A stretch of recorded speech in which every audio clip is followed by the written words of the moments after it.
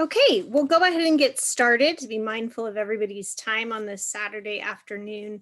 Thank you so much for joining us for this workshop. My name is Rebecca Garcia, and I am the president of the Nevada Parent Teacher Association. And I am joined today with Linda Jones, who is the SOT Project Coordinator for the Clark County Education Association. Linda, thank you so much for being with us today. Thank you for having me. I really appreciate the opportunity to be able to present today. So SOTs, or school organizational teams, were mandated by the legislature and are required in large school districts in Nevada, which currently only includes Clark County. Linda works as the SOT Project Coordinator for CCEA and does a lot on the teacher end of things with the SOT. As Nevada PTA president, we are involved in the SOTs as PTAs have the opportunity to run the parent elections. As well, personally, I have sat on an SOT since they were formed in Clark County at both the elementary and middle school levels for the last several years at two different schools that my children attend. And I've chaired those SOTs as well. So this is something that I've been doing for several years now. And so excited to share this information with people because I still find so often that there's people who hear the word SOT and say, what is that? And so today we hope to answer those questions and also provide you with a chance to ask questions. So if you have not used Zoom before, or this is your first time joining us, there is both a chat option as well as a Q&A. And if you go to the Q&A, you can actually ask specific questions, and then we'll be watching for those to answer throughout the presentation, or there will also be a time at the end for you to ask questions as well. And so now I will hand it over to the next session to Linda. Thank you very much, Rebecca. And so I'm just going to jump right in. So the school organizational team was actually created legislatively in 2015.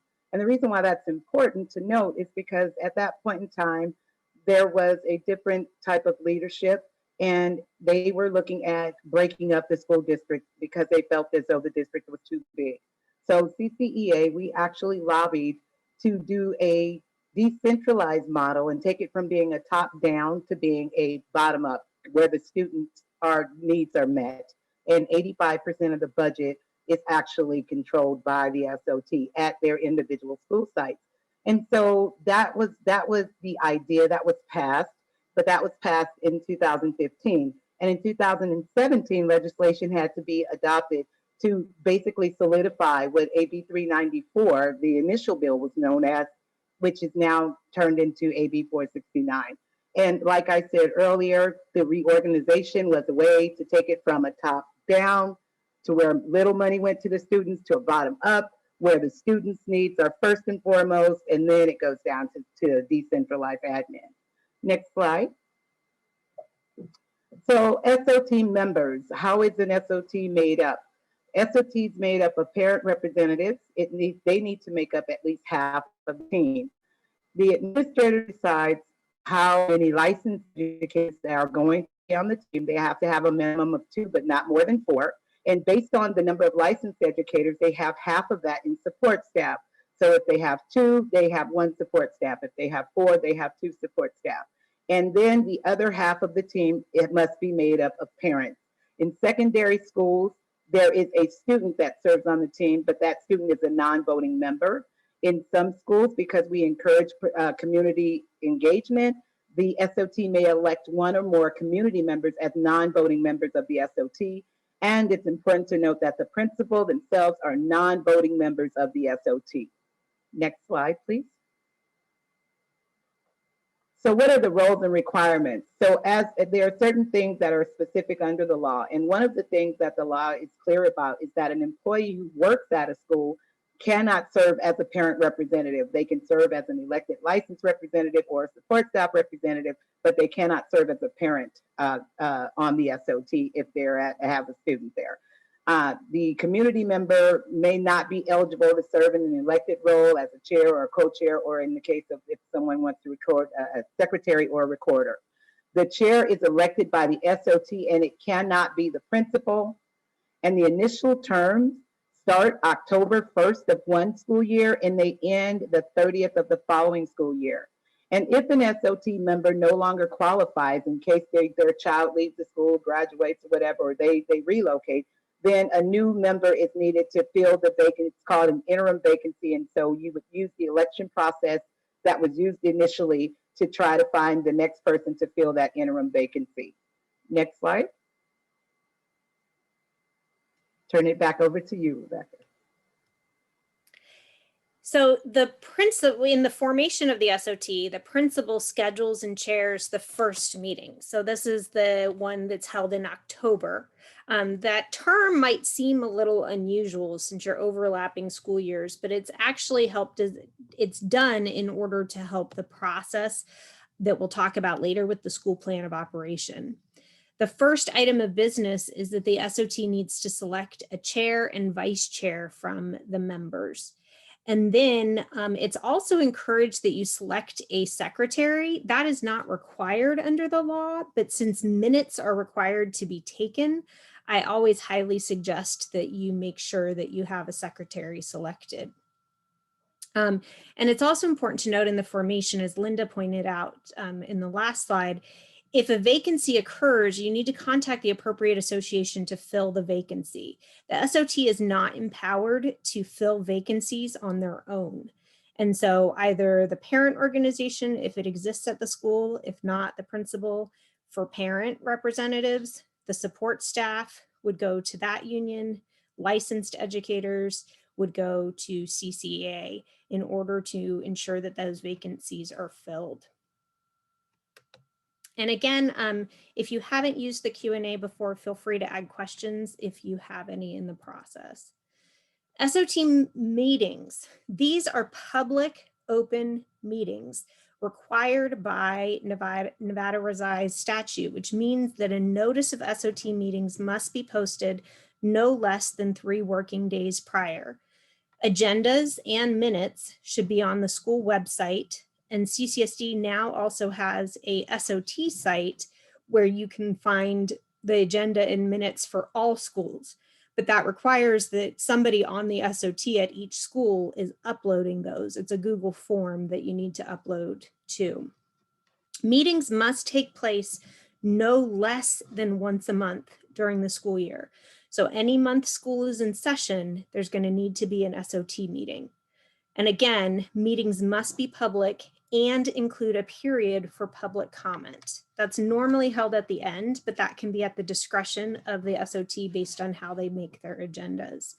Currently, SOTs are meeting virtually in Clark County because of the pandemic. And in some ways, I feel like that's made them easier to get to for people because it's just a Google Meet that you can all get on and join. But it is important that, and Linda can probably echo this, I've seen that in some cases schools might not be easily sharing that Google Meet link. And that's really important. It should be posted on the agenda. It should be clearly posted on the website so that anyone, not just the SOT members, can join that virtual meeting as it's happening. And now I think it's back to you, Linda. Well, thank you very much. So what are the roles of the SOT? What is their responsibility? So the SOT is responsible for the development of the plan of operation for a school. So the plan of operation of a school is broken into 2 parts. You have your strategic budget, which the SOT is responsible for to work with the principal to come up with and allocate for the upcoming school year, as well as the school performance plan for a school. Those 2 things combined make up the plan of operation for a school. And one more thing that the SOT, 2 more things, I'm sorry, that the SOT can weigh in on is on the principal's performance. They can rate their principal no more than twice a year. And if there is a vacancy, if there's going to be a new principal at the school, the SOT is of the interview and selecting recommendation for the candidate. Those are 4 of the responsibilities of the SOT.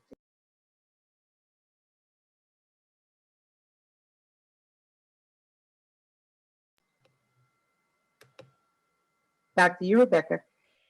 And as we talked about in those roles of the SOT, the Law provides school organizational teams with an opportunity to provide advice and assistance to the principal.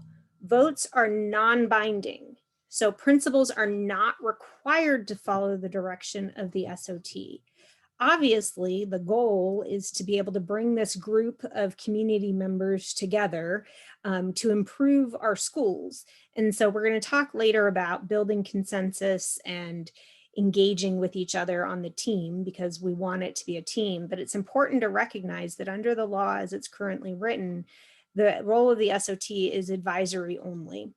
If there is a challenge with how things are working, SOTs can seek support and guidance from region and the school associate superintendent, who is the principal's supervisor, for additional support and assistance. Effective SOTs really rely on that idea of why we're all doing this. All SOT members are volunteers, including the paid staff. We should have probably included that under meetings. Meetings cannot occur during contract hours. So everybody who's participating in the SOT process, whether an employee or a parent or a community member or a student, we're all volunteering our time to help make our school community better and hopefully make education better for our kids. And so we want SOTs to be effective, and that requires shared decision making, which should be collaborative and involve input from all stakeholders. And again, remember, what is the focus of an SOT? It's not just to have a vote and be done. You know, there's a lot of certain checklist items that happen for SOTs over the course of the year. But sometimes I think we get caught up in what those checklist items are and forget to remember that the purpose behind the school organizational team is for student achievement and to improve school outcomes. And so if we keep the vision of why SOTs exist, it helps us make better decisions and take advantage of the time that we're all investing in this process to have a better outcome. And it's also helpful to ensure that consensus is gathered together, and that you find a way to work through the challenges and issues that may arise, because some SOTs, whether you have 8 people or more, you're not always going to agree on everything, but you can still find a way to move forward with that. We did have a question come in, and I'll go ahead and address this because it comes from kind of related to the open meeting. In general, as public meetings, they can't restrict people from attending. So, but there may be a time for safety or other reasons that they may ask, that if you have children that they, they have to stay with you so that you can supervise them, that type of thing. But they are public open meetings.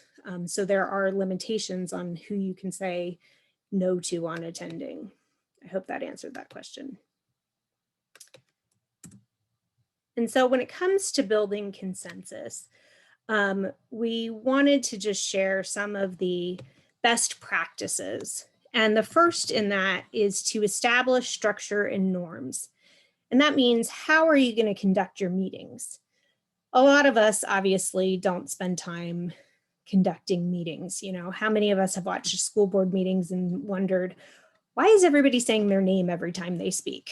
Or why are they saying, Madam Chair, through you to trustee so-and-so?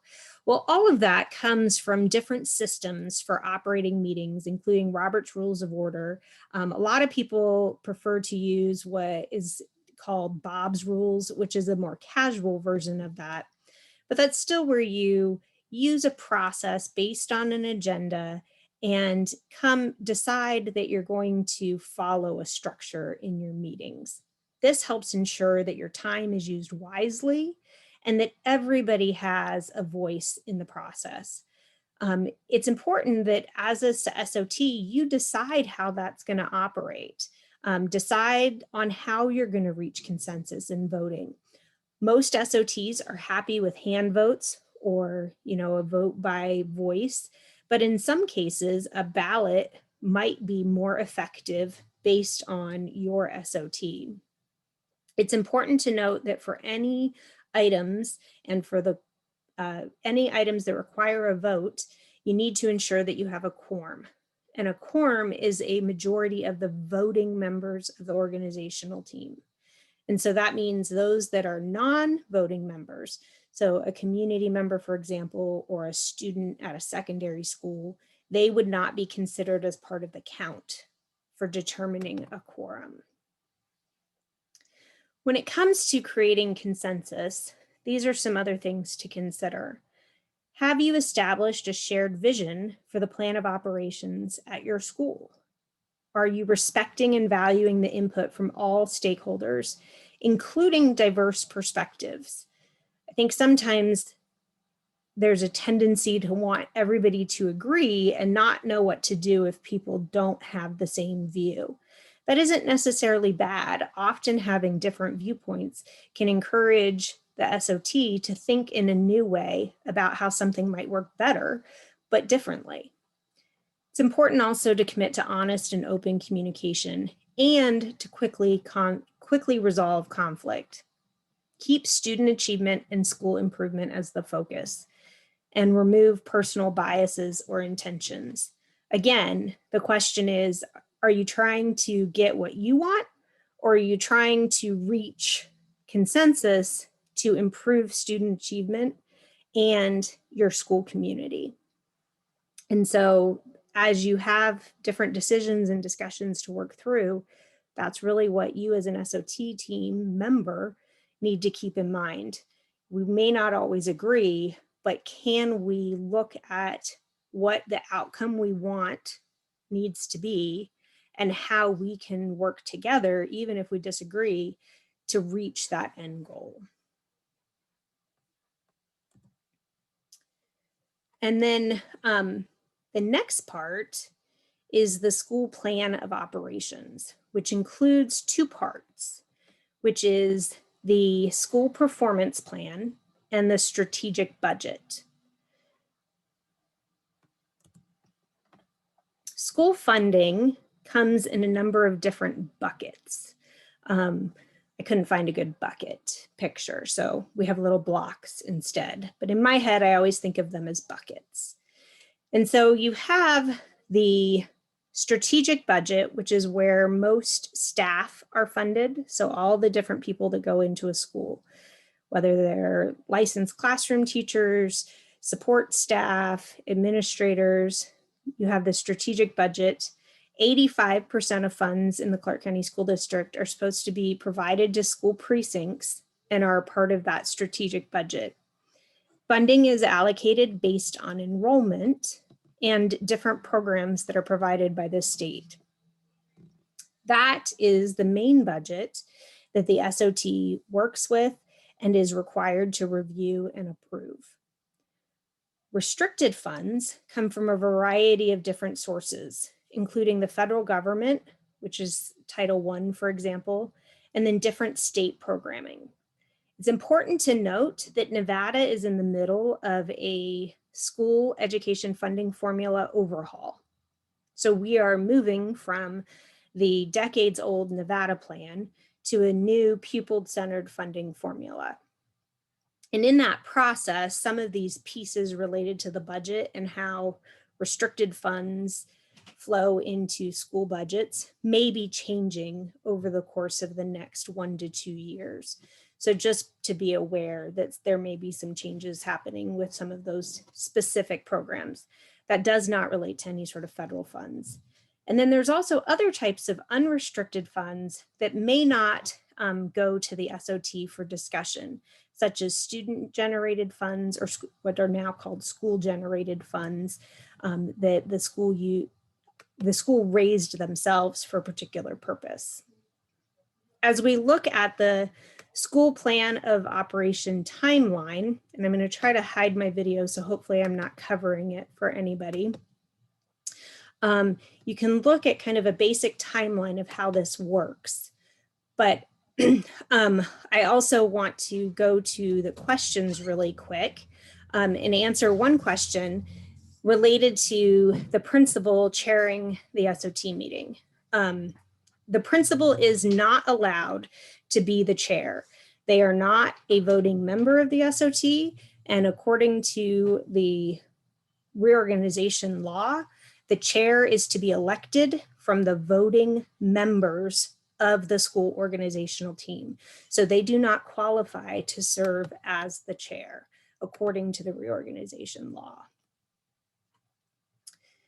And so I don't want to go through every piece of this. We will be sharing this PowerPoint for all who registered to attend today so that you can go back and access it.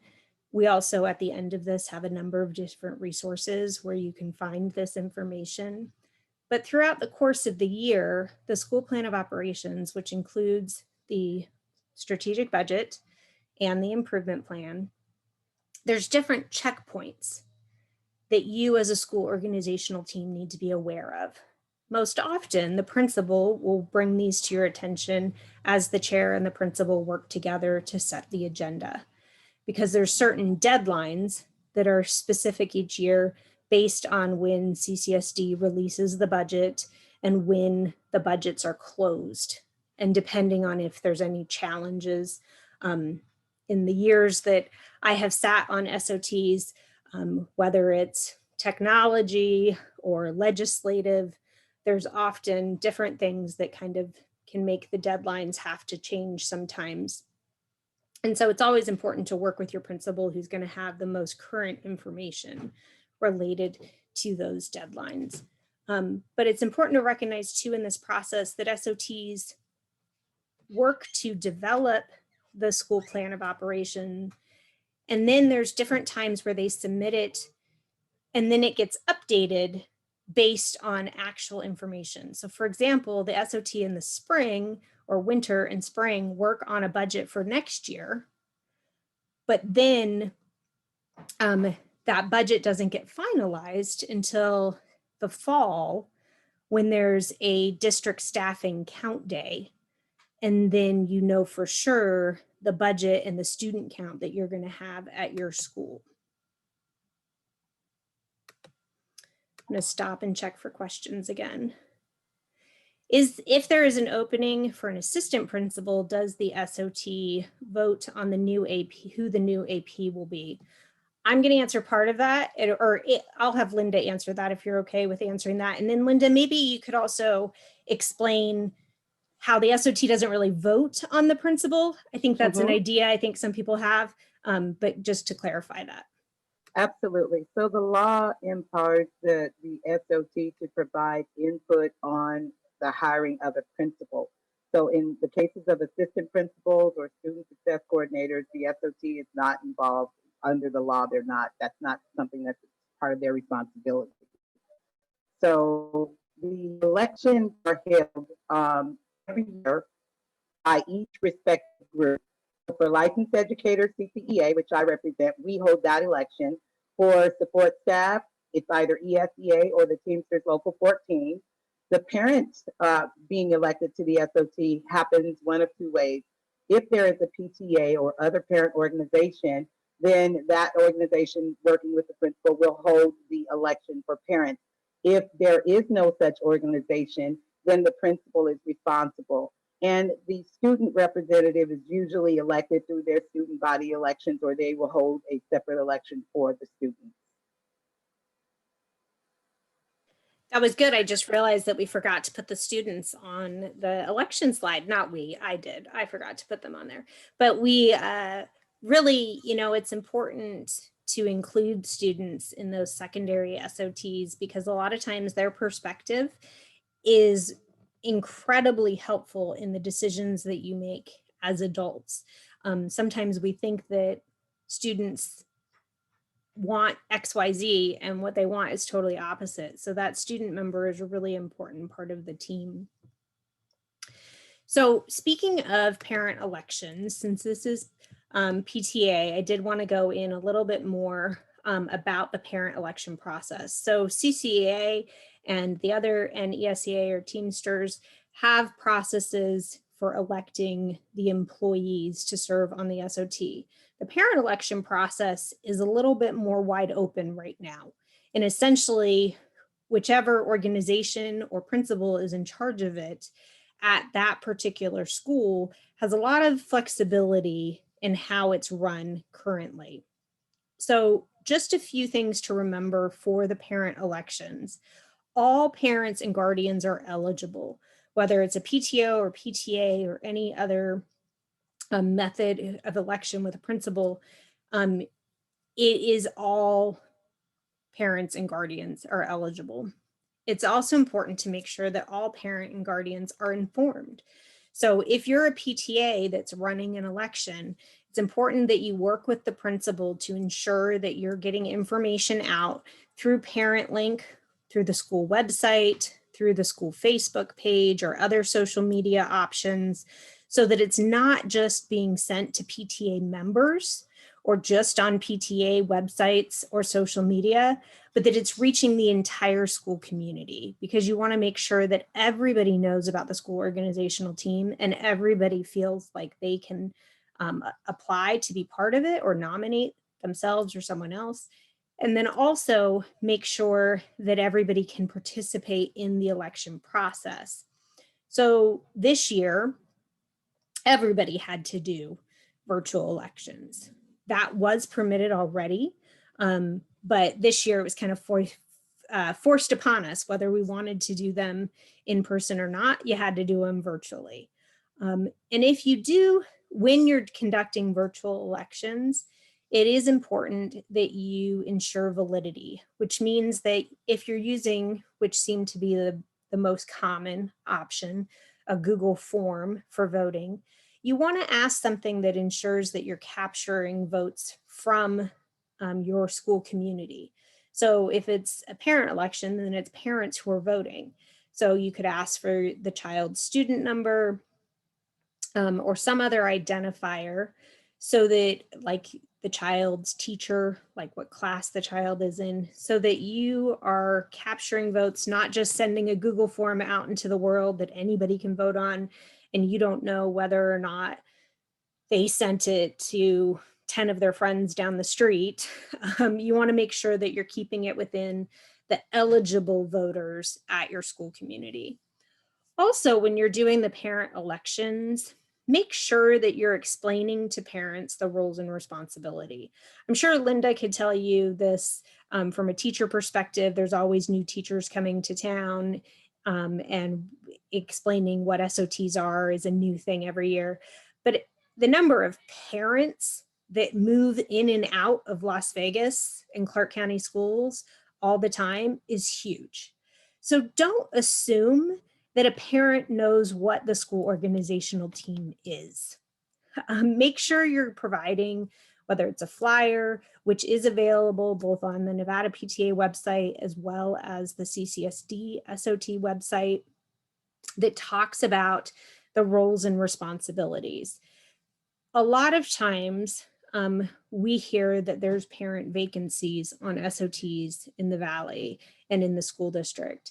And often when we get into asking questions about why parents don't stay on SOTs for a full school year, sometimes it's just, logistics and their child maybe has moved schools. But other times it's because parents didn't fully understand their roles and responsibility on the SOT. And it is a time commitment. And if you don't understand what you signed up for, sometimes that extra hour or 2 hours out of your month, you just don't have time to do. So making sure people are informed before they nominate themselves to be on the SOT and before they get elected helps all of us ensure that the people who are elected stay and participate long term.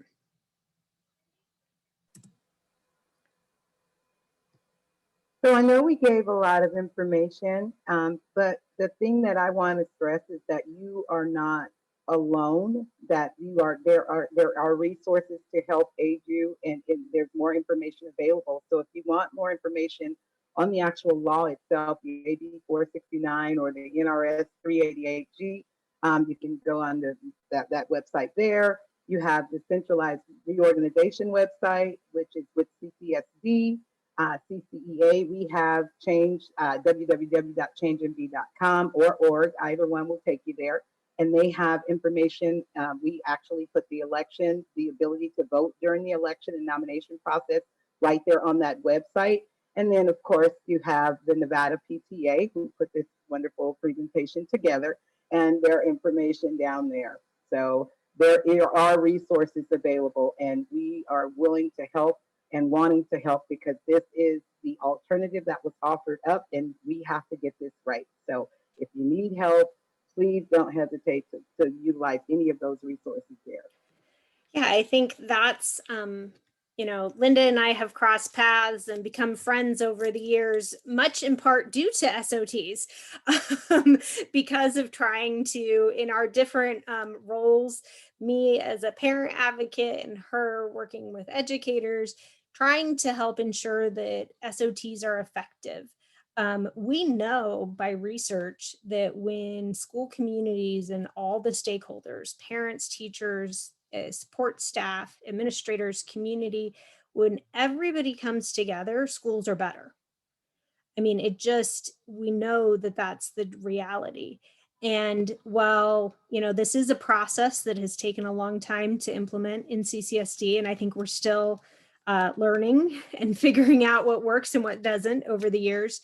As all of us participate and engage, it provides an opportunity for us to learn more about what's happening in our schools, to have a voice in what's happening, and to be engaged. And again, I'd encourage everybody, because these are public meetings, whether you're currently an elected member of an SOT or not, get engaged at your school site. Go to the meetings. Tune in on the Google Meets right now. Again, that makes it really easy to attend and see what's happening. I know so frequently during this last year when we've discussed, pandemic issues and school reopening, that often the best information has come from people who've attended their SOT meetings and been able to get questions answered and know what's happening. Also, participating in the SOT process helps you recognize how the funding is being used at your school. A lot of times people don't realize how limited school budgets are and how hard some of the decisions are to be made regarding where to put resources. We have federal funding coming to Nevada, which is going to be a great benefit, but routinely our schools do not receive adequate funding from the state of Nevada. And so because of that, when you sit on an SOT, you quickly come to see how important quality funding, adequate funding would be to making a difference in your child's school. So please get engaged. Again, we are here for support and resources if you have any, and I want to check the question that are happening. So one of the questions is, how do you inform your principal politely that they are not to run the meetings? I think the easiest thing is to go to the CCSD website. So this one that's on the resource page, reorg.ccsd.net. It talks about what we shared in this PowerPoint presentation about forming an SOT and who's responsible for chairing the meeting. And maybe it's just an issue that the principal doesn't realize. So you can say, hey, I have attended training and I realize that we're not running the meeting the way it should be. And so let's get this corrected. If that doesn't work, then your next option is to seek support and assistance, in most cases from the school associate superintendent and the region office. And feel free to reach out to either Linda or myself. We are happy to help get you connected to who that would be for your school. I don't know if you want to add it. If I could add to that, Rebecca, one of the things that I and my colleague at CCEA does is we monitor like websites for compliance. And if we notice that the meetings are not posted, or if it gets reported to CCEA that the law is not being followed, we actually reach out to the principal, and we the associate superintendent on that, and we just let them know that they're out of compliance, or they're not in compliance with AB 469. And usually that gets resolved, and it takes the heat off of the individual person having to deal with the principal. Yeah. And I do think that if it's something where you can try to bring it up and say, hey, I didn't even realize that this needs to be corrected. But again, if there's any pushback, I do recommend, like Linda said, it's easier for her to send an email or me to send an email frequently, and get it resolved. Same thing with meeting notices. I understand, life gets busy, school gets busy, everybody's got too much on their plate. But when it comes to the reorganization law and SOTs, it is an actual law. Like the NRS that we've listed here, I'm going to actually stop sharing just so people can see our faces a little easier. But we will be sharing the PowerPoint so everybody has access to that. But it is Nevada revised statute. It's not like, well, we just decided we aren't going to do it at our school. And that's not an option. So if you are continually having those issues, get to region. If you're not comfortable doing that, reach out to one of our organizations for support, and we're happy to help assist with that. The next question is, will the federal funding be integrated into the current budget? The answer as of right now is we don't know. It's going to depend on how Nevada integrates the federal funding. And a lot of that's still unknown at the legislature. Traditionally, federal funding is not included in the strategic budget. CCSD does ask that the Title I budget be presented at an SOT meeting, but the SOT generally doesn't necessarily have a specific authority to change or provide input, other than Title I funding from the federal government has specific parent engagement requirements, and they are supposed to be consulting parents and having parents participate in the process of developing the Title I budget. So it's kind of two separate laws, but parents definitely by law are supposed to be participating in the Title I budget. And then the next one is, my understanding is regardless of what the SOT votes for the principal or votes, the principal can do what they think is best. Linda, do you want to take that one? Yes. So like Rebecca said earlier, we have to stress that right now, I say that the law as it currently is written does not have strong enough teeth to actually give that much of authority. The SOT is pretty much an advisory board as the law is written right now. The ultimate decisions rest with the principal. You can, however, appeal a principal's decision on the plan of operation or a piece of the plan to the associate superintendent and ultimately to the school superintendent, but the district will have the final say, not the SOT. Yeah, and I think that's important to recognize. And it's the same way we talked about earlier about providing input on the selection of the principal. It's the same way. The SOT can provide input, but ultimately it's the superintendent who makes the decision regarding the selection of a principal at a school. One of the other questions, let me see, just trying to, there we go. One of the other questions is, why does every school not have a PTA? We would love for every school to have a PTA. PTAs are all volunteer run. They can be run by anybody. You don't actually have to have a child at that school. Teachers are welcome to be part of PTA. That's the T in PTA. We're not just a parent organization.